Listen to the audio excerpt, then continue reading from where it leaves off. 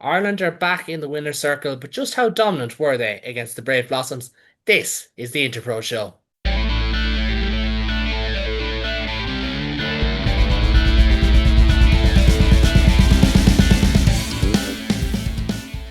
Hello and welcome to the latest episode of the Interpro Show, your home for all things Irish rugby from across the professional and amateur men's and women's game in Ireland.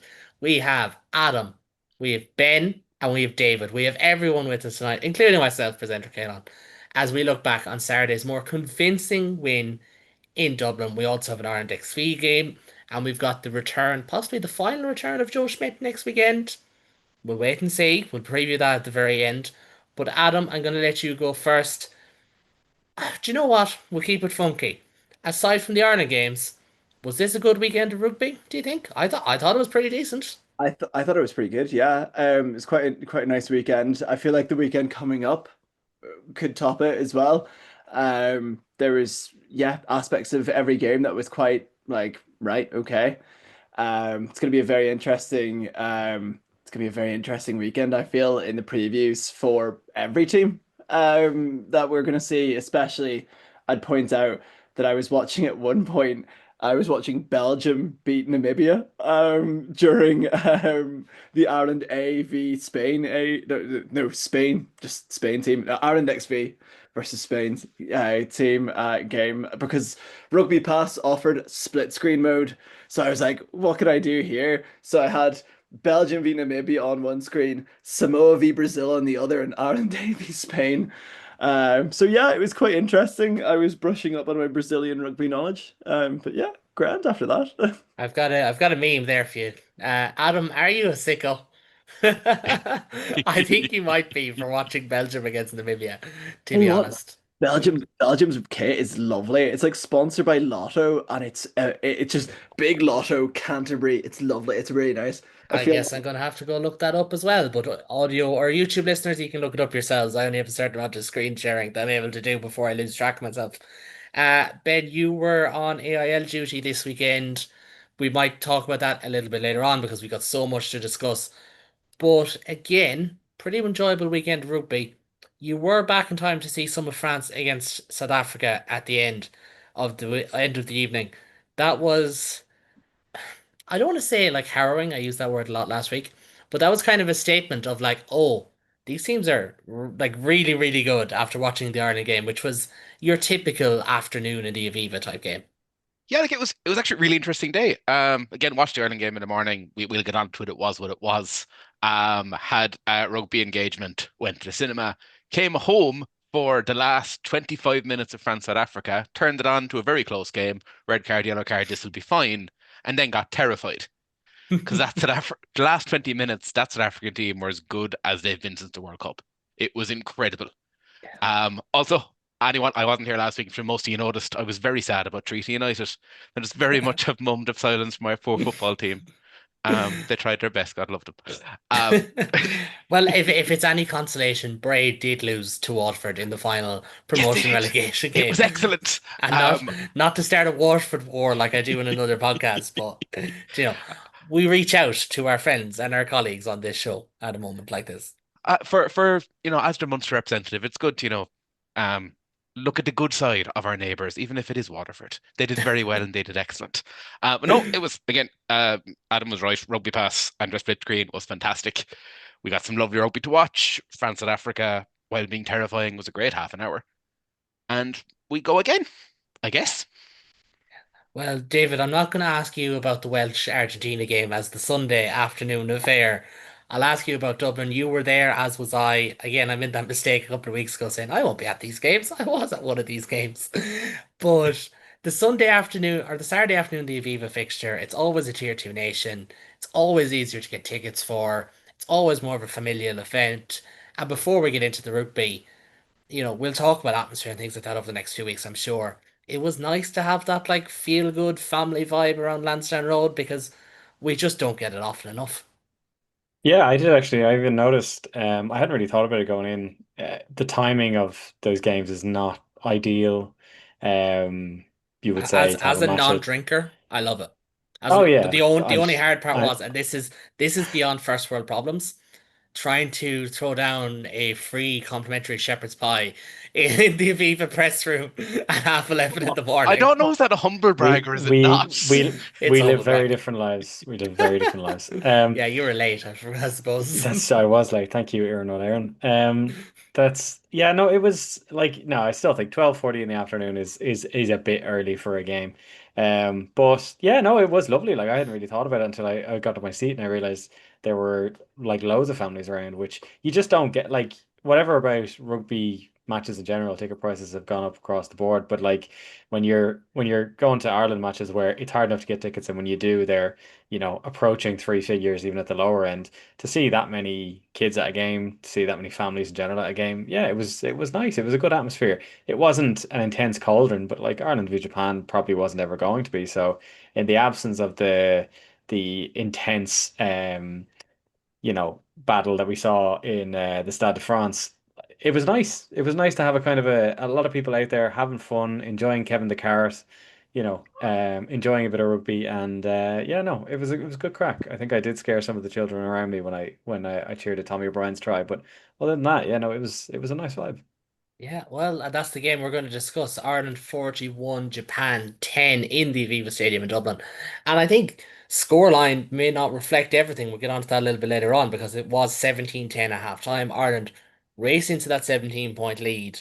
It just got clawed back. That second quarter, well, sorry, Ireland didn't score for what, like 16, 17 minutes. But that last 10 minutes, the first half, was just very un-Ireland like. And I don't want to punch down, but it was kind of it was Welsh sure Italian-y, if we're being honest here. But Ireland do get the job done, as you said, tries from Tommy O'Brien with the last one, Paddy McCarthy, Gus McCarthy, Andrew Porter, Nick Timoney, and Jack Crowley, as well as a penalty from Crowley, two conversions each from Crowley and Prendergast. Japan's only try coming from Kenji Sato at the end of a very impressive rolling ball as Sung Sin Lee kicked 5 points for the visitors, but they never kicked on in the second half, and that'll be a theme. But Ben, I suppose to start things off, it was kind of one of those games where if Ireland had gotten to maybe 60 points and were maybe, I don't know, 28, or sorry, that wouldn't add up, 24-10 up at halftime, or even 31-10 up at halftime, you'd be like, okay, yeah, this is really good from Ireland. But that damned if you do, damned if you don't vibe then had that effect of, oh, look, Ireland haven't been great here, and then you're worried, and then with 20 minutes to go, there's still a bit of a game in it. Do you know what I mean? Like they were only 20, you know, 24-10 up with 20 minutes to go. So there was still a bit of a game there. But when they clicked, they look good. So it's trying to find that balance there. It's not all rosy in the garden. It's not all negative either. No, and like it's very easy to be critical of this game. I'm sure anyone who's followed rugby media in Ireland this week will see how easy it is to be critical of this game. There were issues. We'll get to them. Lineout being probably a main one. But when we actually clicked, we saw exactly what this Ireland team is capable of doing. David mentioned Tommy O'Brien. Excellent. Anytime he got on the ball, he was a bright spark. He looked really good. Both tens I thought played really well. Different moments, different things that both will be unhappy with, but also when their game got going, really, really good. I mean, it's hard to sit here and criticize when we've scored six tries, carried for nearly 920 meters, gained a stats up there, gained 600 meters on top of that again. I mean, yes, it wasn't perfect. It was nowhere near perfect. But when Ireland got the ball wide, when we had our backs playing right, when our pack carried, we looked very, very good. Credit to Japan, yeah, when they got opportunities, they took them. But it is really hard to look, especially at that last half an hour of the Ireland performance, and not think there's a lot to build on here. This team, it was a game that we all said is lose lose regardless. You don't score 60 points, you're going to have people saying, "Oh, Ireland aren't good," or "Ireland are on the decline." Awful, awful lot to like. Um, Yeah. Again, when you score six tries, how many times are you going to sit here for any team this season and say they scored six tries? Oh, it was bad. You know? Yeah, no, that's it. And like I was in the ground, and you can be sitting in front of someone and have a very different read of the game. David was the far side of the stadium to me. I did think for 60 minutes that was a pretty flat Ireland performance. When they clicked, when the set piece held up, not set piece, scrum was dominant. When the line out held up, and we'll get onto that in just a minute, they looked pretty good. But at the same time, there was moments where you're seeing Caelan Doris and Andrew Porter and Ronan Keller not winning one-on-one collisions in the middle of the park, or Tyke Byrne or James Ryan.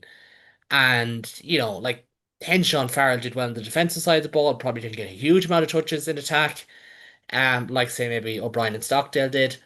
But it just all felt very, I don't want to compare it to last week, but it felt similar in certain capacities. Where it's like, oh, we're not really getting anywhere. We're not doing badly either. Now that last 20 minutes aren't kicked on. And like David, you were going to mention the bench anyway, so it's a good point to jump in here.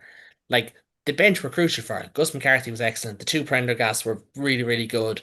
Jack Conan thought made an impact, as did Paddy McCarthy, maybe to a lesser degree. He only got 13 minutes. That's a different discussion. But Ireland did kick on in that last 15, 20 minutes. The only question mark is this was Japan, who were flogging, who were out on their feet, versus Ireland, who were, you know, bringing on caliber players. What they have, like 4 lines on the bench, something like that, 3 lines on the bench. So like, it's not. I'm not gonna say it's not a fair fight, but you would have expected them to kick on no matter what the scoreline was with 20 minutes to go. Yeah, you would. And like that caveat does have to exist. Like Japan's bench impact was never going to be what Ireland's was. And it was definitely a concern. Not a concern, it was more of a I think I went into this game and you thought, yeah, we have to run up a big score line. At halftime, to be only one score up, you thought this is a contest. And it's not a contest in the sense of, say, the later games in the day where you watch France and South Africa and it's two heavyweights slugging it out. It was a contest in that Japan were taking their opportunities and Ireland just didn't look like they were they weren't terrible, they just weren't up to much. And then we came out in the second half and to be fair, the tempo did start to kick up. It felt like after 50, 60 minutes, we deployed the bench and yeah, those players just came, we scored 3 tries in the first 60 minutes and then three in the last 20. So there was an impact there. And I thought, Gus McCarthy, he's a player who had a very good Ireland debut and then kind of dipped off. He didn't really feature as much for Ireland again after that. He didn't even feature that much for Leinster after that. He's still quite young. He's in the front row, so front rowers can kind of grow in stature as they age. But I thought this was a very good showing from him. Paddy McCarthy, it's only a second cap, still very young. Took his try. Well, I was worried when he went for the line. I think sometimes people can get a bit jumpy in situations like that, but he managed to get it down. Took his try well. Um, Keane Prendergast, again, someone who like probably would have liked to see more of in general. It's just really hard to break into that Ireland back row. But I thought he had a great showing, and he's kind of captain not for no reason. He's a really solid player, and I thought this is the chance for a player like that to go out and justify their selection. So I thought he played well. Jack Conan, Finlay Bealham, their Lions, you would expect them to show up. Conan probably nice to see, depending on what the status with how we want to deploy people going forward. There was talk about moving Doris to 7 with being able to have someone like Conan at 8. You could definitely see that being a case. But at the same time, Nick Timoney, to go back to the starting team, took his try there. He now has 5 tries in 5 games. I think Adam Boyer is a better strike rate than Will Jordan. And then Caelan Blade, not someone who we would have expected to have a massive impact in Ireland, but I thought he came on and he did exactly what was needed. The person I really enjoyed off the bench was Sam Prendergast. It was kind of perfect for him in that it was 30 minutes against a tired Japanese team. Wouldn't be the most physical opposition at the best of times. When they're tired, he was able to just play the game he wanted to play. He was able to control things. He took his try assist for Tommy O'Brien was very nice. It was very telegraphed, but it was very nice. He kicked well, ran well, got one decent tackle in, which I was happy to see. After he tried to do a little chip over the top at the end of the game. So yeah, like we went to this game saying there is no winning in this game. Like you either win it by a lot and in which case you don't feel like you've earned it or you come away disappointed. I thought this game went as well as it could because the best players for me involved are the players who aren't usually involved. And that's kind of what you want to see from this. So like looking at Nick Timoney, looking at Tom Farrell, obviously on his debut, Tommy O'Brien's still quite new to the Ireland squad, winning player of the match, Gus McCarthy, Paddy McCarthy, Keane Prendergast. Like those are the guys who I looked at the game and went, those guys really went out there and put their foot forward. And that's what you want to see from this game. It'll be a question for someone like Ronan Kelleher, who for a long time was neck and neck with Dan Sheehan, but with how good Gus McCarthy has played, is now going to feel that kind of pressure. And you know, for a game like this, that's all you can really hope for. And so for the first half, I wasn't super impressed, but after the second half, I thought, that is about as much as we could have hoped to get from this game, and barring the one injury to Jamie Osborne, which is obviously very disappointing, I thought it was about as good a result as Ireland could have hoped to get. Yeah, no, I would largely agree with that. I do think there is obviously you don't want to overinflate how good Ireland's bench was. You also don't want to not give them their credit because they all came on and did a job, which, you know, in other games that Ireland have played, sometimes against lesser opposition, that hasn't been the case. Not always against lesser opposition, but sometimes against like your Italy's or your Japans or your Fijis, they haven't kicked on. But this was not one of those examples. As you said, Sam Prendergast came on, did really, really well. Probably frustratingly went straight to the boot when he came off the bench, and it felt like, geez, are Ireland going to put this down a gear, and just kind of just get to the finish line? You don't want to see that. But they didn't. They kicked on. That was just a case of, right, go in, pin them back, and let's just turn them over from there. And they did that. Adam, there is one major talking point if you want to be negative, and it's not.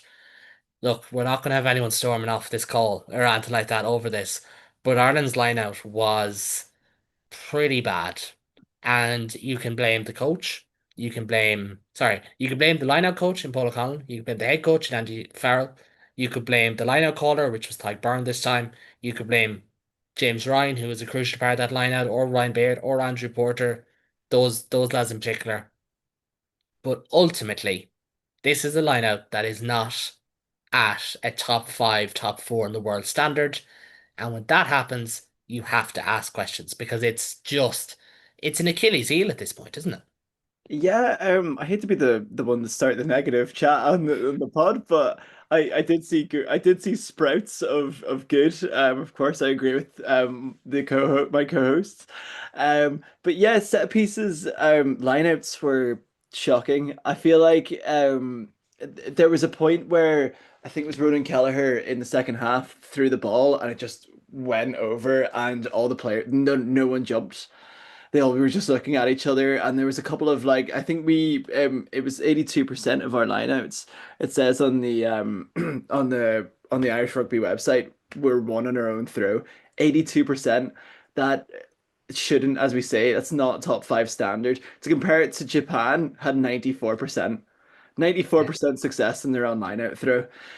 Our scrums as well weren't like our scrums on our own feed was 86%, but I think we only lost one scrum, so that's a bit of a inflated number. However, with our lineouts one being 14, 82% of our lineouts that were one on our own throw, it felt really deflating. And then this is when I'm also gonna mention Gus McCarthy as well.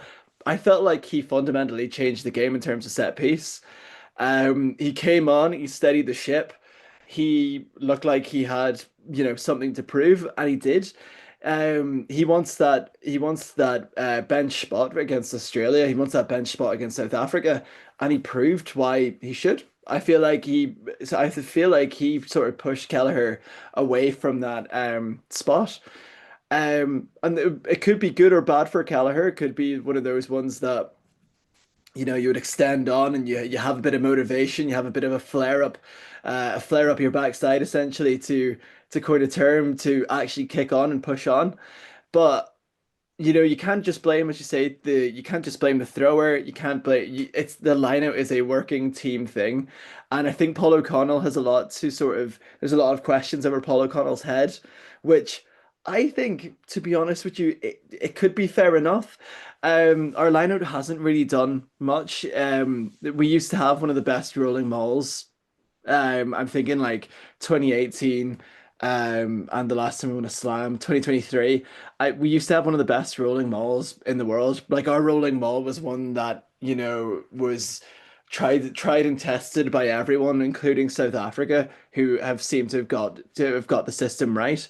But we used to be really good at our lineouts. We used to be really good at our malls. It used to be one of our main features of getting tries as well. But it looks just odd, and it looks that there's no real communication between It was either Byrne or Kelleher, and it just looked off. But as I say, Gus McCarthy came on and he really did well in terms of getting that line out working and motoring. And it changed the game. He came on for the last 20 minutes. The last 20 minutes was our best rugby that we played in this Autumn Nations series so far as well. So I give my plaudits to Gus McCarthy. Yeah, and he deserves them. And like to be fair, most of Ireland's line-out struggles were in the first half. How Mhm. much of that is down to Japan? How much of that is down to Ireland? We don't really know in terms of problem solving. We're not privy to the conversations. But certainly in that first half, it felt like, geez, lads, like, sort this. Do you know, like, you want to go out there and you want to, like, there's a reason why in the NFL, and I don't like doing NFL cliches or NFL comparisons that are wrong. This one I think is fair. There's a reason why they always look at first 10 throws. Because the idea is, doesn't matter how many numbers, doesn't matter how many, scores. If you're just relatively clean, 7, 8 out of 10, your first 10, don't turn the ball over, don't do anything flashy, don't do anything stupid, grand. Your first five lineouts should be the same. Mhm. They should be pre-called, predetermined. You know what you're going to do before you go in. Unless you have like, oh, we had planned for a 7 man, but we're on the 5 meter line out of ourselves. We're not going to go 7 man. You swap it around. It should be known. And the fact that you have that first lift where Caelan Doris gets too close to Ty Byrne, so Byrne can't get up. Hello, dog. On Ben's screen there for anyone on YouTube. Like that's none of the level that you need to be at. And South Africa will punish you. He We've heard seen you what South mentioning the Africa's line out and wanted to just come and say hello. He I'm was like, sure he I did. can jump. Look how well I can jump. I can jump better than everyone. But like the South Africa that David has a cat on his lap as well. Yeah, And he's not Adam listening. He'll be back when we're talking about backs. He's only about attack. He doesn't care about us. Adam has a drink with him, as do I. And that's all we have Drink for of water. companionship. Yeah. It's a weekday. But like South Africa will punish this. Australia will be looking at this and will look to punish as well. So, and you look at someone like Nick Frost next week, he is going to be looking at nothing but Irish lineouts for the rest of the week. Like he is an unbelievable, jumper in the air. But I suppose, Adam, to be fair, because we gave you the negative question, I'll let you go with the positive question for a minute. Like, Gus McCarthy, yes, he stood out, lineup wasn't hectic. In terms of, say, the Irish backline, I don't think you could really be too negative. I thought it was more the case that, like, your Dorises, your Ryans, your Burns weren't necessarily getting over to the gain line. I actually thought Casey, Crowley, Henshaw, Farrell, granted three of them play together at club level, they were all pretty good. I thought, like obviously Tommy O'Brien deserved man of the match. I thought Jacob Stockdale was pretty decent with his touches. Like, it's one of those games where I suppose they just had enough touches for it to Yeah. be relatively good. It was just those silly knock-ons, like the one that like Nick Timley's try could easily have been disallowed for that drop pass. It was moments like that that kept biting Ireland. It wasn't necessarily, 9, 10, 12 weren't talking to each other. Do you know? Yeah, I don't know what weird like sort of curse has been put on Jacob Stockdale to not score tries at the Aviva, but I felt like it was like at the time that Japan were tiring and every single pass to Jacob would have went over his head, underneath him, or One even one just of them one of them really annoyed me. Like I've no ill will against Jimmy O'Brien at all, but that pass to Stockdale on the wing when he was in, I was like, that has to stick, my guy. Let Jacob score. Everyone wants to see it. I felt like he got a pretty good cheer when he came back off from the yellow card as well. And I was like, that's really heartwarming as an Ulster fan. But yeah, I feel like the backline played really well, and I feel like our subs that came on also played very well as well. Bar like I didn't quite understand at the very start, and I still don't understand like that aspect of Blade coming on. I felt like there was two scrum halves that played against Spain that could have done an adequate job at what he did as well. But anyway. We'll, I'm we'll, talking we'll be about getting on to that in just a minute, thankfully. but I feel like the back line motored pretty well. I feel like that back three is really good. I quite like that back three. It was a pity to see Jamie Osborne go off injured and have his autumn cut short. Um, Tommy O'Brien, it's his world at the minute. In terms of Ireland performances, I feel like when all else fails, I feel like I'm actually happy to see a Tommy O'Brien performance when it's really weird to say that because I'm normally used to saying like how annoying he is playing against us, but it's the beauty of Ireland. And I feel like when you see a player play well, you go, yeah, fair enough. He's playing in green. I can It's the James Lowe problem.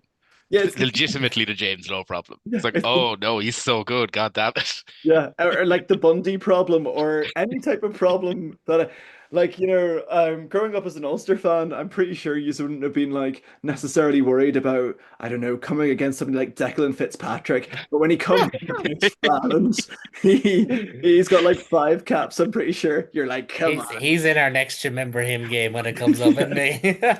Yeah, but yeah, I feel like the backline played really well. I think Prendergast, as everyone's mentioned, sort of, I feel like he's had, like, I'm talking about Sam. Keane also had a really good game as well. But Sam Prendergast coming on against a tired Japan really helped him to be comfortable in his game. I feel like we were talking a lot in this season about how he doesn't really look that comfortable at the minute. This is the most comfortable I've seen him this season, and that's good. We want both fly halves to be kicking on and also being really competitive for the 10 jersey. Being an Ulster fan, I'm a man in the middle. Being a man in the middle, I just want to see us do well. But when Jack Murphy does well, we all do well. Anyway, but But just to kind of, because I want to move on to the Ireland XV game in just a second. But Ben, there's probably a good point that Adam made there. Like, and it's not about Keita Blade. It's not about lads like him at all. But like, could Ben Murphy have done that role adequately? Yes. Yes. Could, and like, obviously I'm delighted to see Tom Farrell get his cap. Like everyone in the country was. Could Jude Postlewaite or Dan Kelly have done that role, or Henshaw's role? They could have. Likewise, Balakoon over, say, Stockton or Brian. And I think that's where you just get into this conversation of, like, Spain were one ranking in the world behind Japan. But we're Yeah, going and to like take that's so much stock in the Japan game, but none in the Spain. And, like, that's for me where it just gets a little bit hairy. and that was it's kind of my issue with I didn't see the Spain game, I was otherwise engaged. But that's kind of my issue with the Ireland 15 thing in general. And that I'm delighted for Tom Farrell. I kind of have to be. I thought Blade actually played really well when he came in, but that's a 32-year-old centre getting his debut in a test game, which is excellent.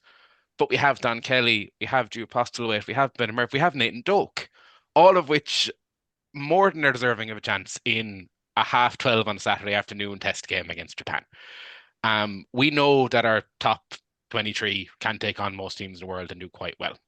I don't, as you said, I don't really see the point, apart from a really nice holiday and a great day out for Spanish rugby, and it looked incredible, in getting these players to play against a Spanish team who aren't all that worse currently than Japan. Give them a Yeah. game. What's the worst that can happen? We might only win by 20 points. Okay, but we've blooded 5 to 6 new players in a test window. Um, I know everyone's mentioned it, but again, I think I have to say it. Sam Prendergast was excellent off the bench on Saturday. The way he came in, not quite changed the game, but some of his passing, some of his kicks out of hand, genuinely were game-changing stuff. Um, his brother was excellent, but Sam, it looks like based on media stuff, he's going to start on Saturday. He's earned that. He's And earned to he go in the should. starting 10. Yeah, That's the thing. Like the issue that a lot of people had in the Six Nations wasn't the fact that Sam was kept in. It was the fact that they were told, "Oh, we're doing this for rotation," but played yeah. one guy in 5 games and the other got like 35, 36 minutes or And like, something. I know we're not going to go down the whole 10 debate, and I'm not trying to, but just it does need to be said just how good he was. And it would have been an awful shame if he'd been down in Spain, Oh yeah. playing that game and not getting this chance. And my issue in general is, why is that chance not being afforded to your Dokes, your Postlewaits, your Murphys, your Kellys, Yeah. who are more than good enough? Yeah. even Harry Byrne, I Even would even argue, Harry Byrne. yeah, I would argue Like, even Harry Byrne. It's not meant to sound no, the way it sounds, but no, no, yes. no, No, no. no, But it's Harry not. Byrne has had a You know? wonderful season. He's deserving of his chance. Yeah. Yeah. Yeah, That's the thing. I do firmly agree with all that, and I would be in favor of let's have more A games, but let's see it replicated. Like we've had one call up, it is Darren Murray, and this is not against Darren Murray. Are we going to see him feature? Probably not. But for me, if you had this A game last week, and I know like Munster makes that a little bit trickier as well because they got booked in first. If you had this A game last week, you could be like, right, some lads might play their way into a test camp. Be it Do Ben what we did Murphy, with G Emerging plus one. Ireland, where I know provinces didn't like Emerging Ireland, and I'm pretty sure I was on your podcast previously giving And out and about they Emerging Ireland. continue with they won't. And rightly so. But If it clashes with the URC, no. But if it's in this window, if it's in fair this window, enough. do a couple of games that are, yeah, like don't have a clash with an actual test game. Do it the week before. Do it even midweek if you so wish. Yeah. But like, what are they going to do in Carlton House? Sit there and look at Paul O'Connell and say, "Isn't he great?" Get him playing games. But that's the thing. Like we want to see these guys playing. We want to see them getting chances. It's not about being nitpicky. And 10 is a good snapshot of that. None of us here would say that rotation is a bad thing, especially this week. We're just more so saying, well, let's not give one lad 4 starts either, because that's as detrimental as giving Sam 5 starts in the last Six Nations when he wasn't ready for that France game, ultimately, and that was on the coaches for not spotting that. We didn't And do five like, starts. sorry, I thought 6 games, No. five starts or 4 starts in 5 games. Apologies. I would even say it's been David a is long rugby day. that. He's gonna mention on the pod. Bye. Oh no, he's gonna mention Never on the mention your pod. replies on a podcast. It's a number one rule. But Fuck David, off. I'm going to give you the next question as after that insult. Um, but Ireland A 61, sorry, Ireland XV 61, Spain 24. Ireland were pretty good. I didn't see it either. I only caught the highlights. A lot of talk about basically 9 to 15 in particular were all absolutely excellent, as you'd expect when you score 61 points. And yeah, this is a good result. Like, yeah, okay, Spain, not well known. Yeah, they were without a couple of players, but they're one spot in the world rankings behind Japan. If Ireland hammered Japan, or if Ireland XV hammered Japan, we'd be, rolling out the red carpet for them. So this is a great result. No, it's not a bad result. Yeah, no, I can't say. Like, I would say, like on pay, having watched both teams play, I think the rankings might be doing Japan a disservice. I don't think Spain are actually just one spot behind them. But no, it was good. It was an enjoyable game. It was a lot of really positive rugby from a lot of lads who really seemed to be up for it. And like I mentioned that in terms of the bench impact in the last game, that's what you want out of lads in fixtures like this where you're expecting to win, you're wanting to win, you should enjoy it. Like it's at the end of the day, I remember not to throw back to an old head, but like Johnny Sexton at the end of his career said the one regret he had is that he didn't enjoy it more while he was in the middle of it because he was so intent on winning. At the end of the day, you're living the dream when you get to play representative rugby for your country. And you should enjoy it, particularly on a day when you're expecting a victory. And I think that was my biggest takeaway from this game was just the real positive nature. The crowd helped, like for a small, a relatively small rugby nation. The Spanish showed up and I think there's about 10,000 people there and they were really giving it socks. But like one of the performances that stood out for me was Paul Boyle, who I don't think was actually in the original squad. He got called up when No. Sean Jansen got injured. He ends up starting in this game. And he just played with a kind of from eight, he played with this kind of a liberation. He went for a chip and chase of his own down the left wing. He had a wry smile on his face when it didn't quite come off. Like it was lads just going, this is my chance. And I said it last week that I wanted these lads. I know that they would all much rather be playing in a full test match and be able to put it down on the scorecard at the end that they had an Ireland cap. But this is the next closest opportunity. This is your shop window. And for someone like Michael Lowry, who, you remember Mike Lowry was fullback for, got a cap for fullback for Ireland before we'd properly nailed down Hugo Keeney, Rob Balakoon was outscoring tries in his debut against the USA a few years ago before injury kind of shot him down. Harry Byrne had to go and do his sabbatical away at Bristol to kind of get his wings back again. And then you've got the likes of Dan Kelly coming over from an excellent Premiership rugby career to Munster, due possibly doing great work up in Ulster. These are lads who should be taking this opportunity and really showing why, if something happens or if something goes really well. Darren Murray, we made the joke about him being called up. I could have made the joke that he's been called up because he knows how to run a line out. That's what you want to see. That if a lad plays really well and Darren Murray, to his credit, took his try well, that they could see call up. So I thought it was a really positive match. Was the timing perfect? No. The fact that it was on the same day as a full test match was not ideal.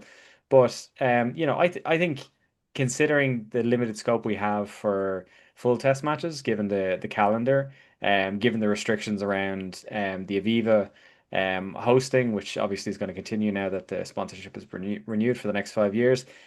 I think the Ireland XV and the Ireland A and the Emerging Ireland tours and matches can be a nice way to get lads who might not be quite there for a full test cap, or who are, but just the scope isn't there to get them in green. And like it would be great if we had Andy Farrell coaching that team once, or get one, or get Andrew Goodman down there, so it's not just reports back up that it is actually the head coaches watching the lads run out. But no, I thought it was a really positive game. I thought it was some really nice rugby, and it was really nice rugby for the whole 80 minutes. It wasn't just for the second half like it was for the seniors.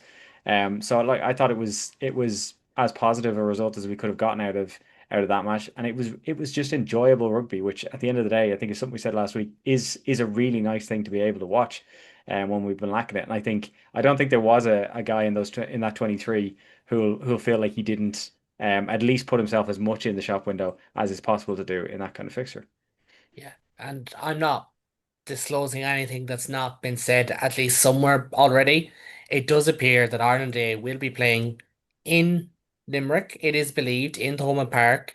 Ben is happy with that, even though he probably won't even go. And next year during the Six Nations at some point against England A, basically a reverse of what we saw in Bristol last year. And to your point about giving chances, absolutely. Also, it's good to get these games around the place. They may not, you're not going to sell out Thomond Park for an A game. Absolutely not.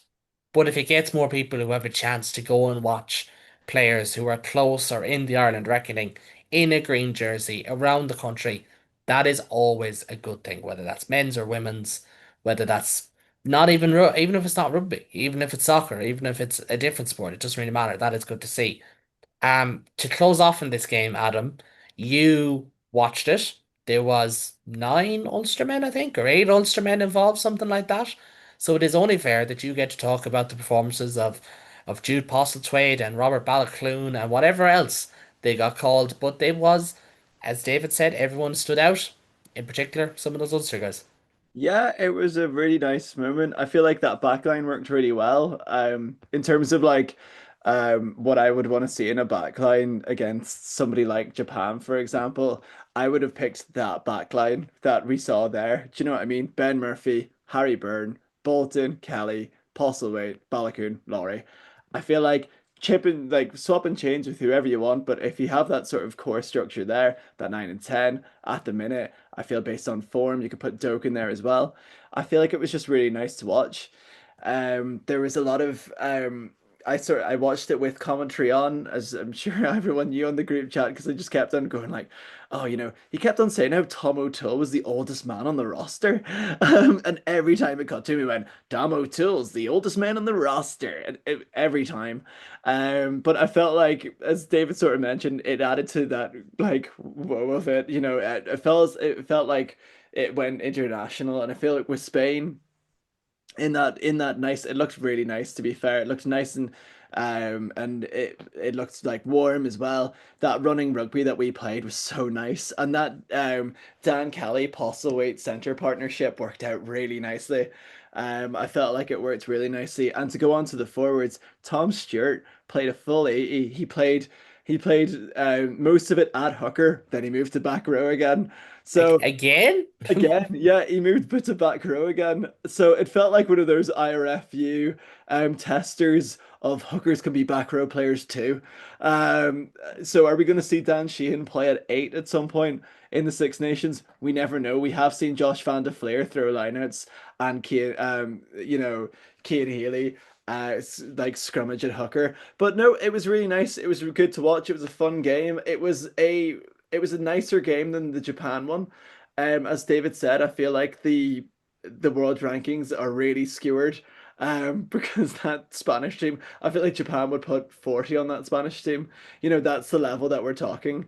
But yeah, it was nice to have a game against them. I think they play against England Day, and it's only just going to promote the game more, and it's going to be beneficial to both countries. As we said, it's getting players that are not necessarily in Ireland camps that are on the brink. To be in Ireland camps and to get used to all those calls, and the lineout went way better. I don't think there was a lineout missed from anyone that came on. So yeah, it was nice, a nicer set piece as well. Well, that always helps. And rugby in the sunshine, there's always something to be said. I say it every time. You just forget. I love the cold nights and the big games, and you can feel the fog, and it gets into your lungs. It's not actually that healthy, but it gets into your lungs. It's great. But at the same time, there's always something to be said for, oh, it's mild and I only have a jumper on in the Aviva Stadium despite sitting at the equivalent elevation of the spire. This is actually quite fine.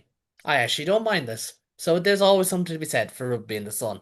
But speaking of the sun, heading down under of sorts, Ireland against Australia this weekend. Fear not, it is a 10 past 8 game. You can head to the pub, you can watch it there. It'll be live on RT2 as well as TNT Sport. And it is the showdown between Joe Schmidt and Andy Farrell. Yet again, it is the showdown of some of Andy's Lions against Joe Schmidt's Australia. Yet again. And Ben will start it off there before we get into Australia losing to Italy at the weekend. This is a Lions repeat. This is an Australia team who should have won in Dublin this time last year. They are going to be chomping at the bit to turn over Ireland, but they'll have no Will Skelton.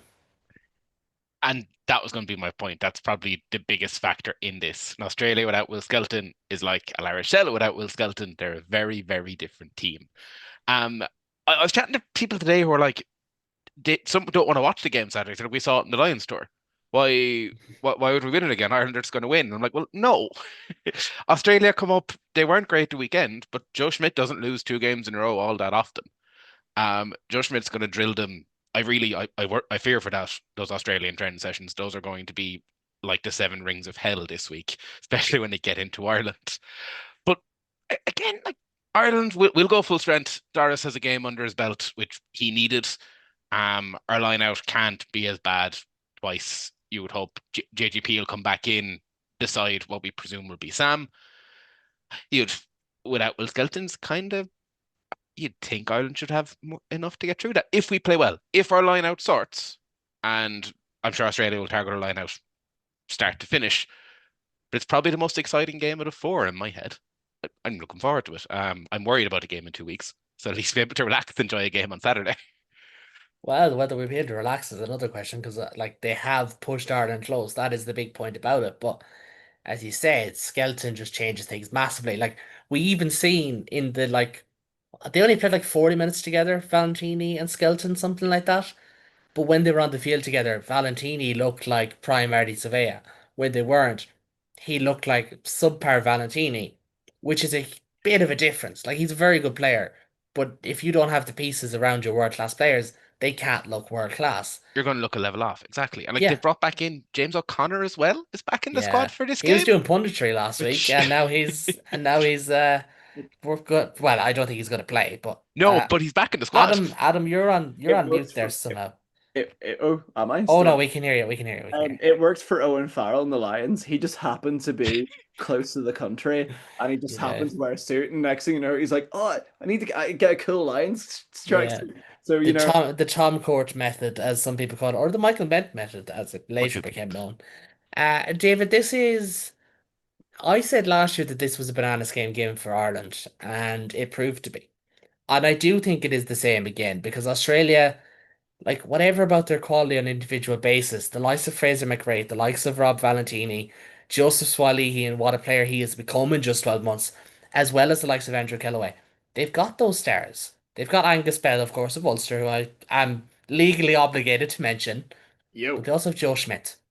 And Joe Schmidt might be the best man, the best coach in World Rugby for designing a scheme for a particular team, and no better team than Ireland. Do you know? So do you think maybe Australia are going to be that, plucky underdog again this year? 'Cause, like, they are an underdog. Like, they are, if we're being honest. Do you think that's going to carry through again, or do you think maybe after last week, you just can't say that.